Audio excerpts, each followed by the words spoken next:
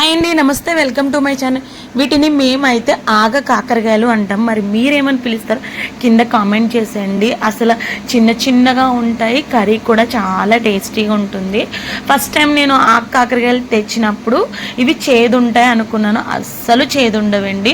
మనకి ఎంత కమ్మగా ఉంటుందంటే ఒక్కసారి తిన్నారంటే మళ్ళీ మళ్ళీ తింటారు, అంత బాగుంటుంది. ఈ కర్రీని 2-3 టైమ్స్ మసాలా వేసి వండాను. నాకు టేస్ట్ అన్నది అంత నచ్చలేదు, ఫ్లేవర్ కూడా అంత బాగాలేదు.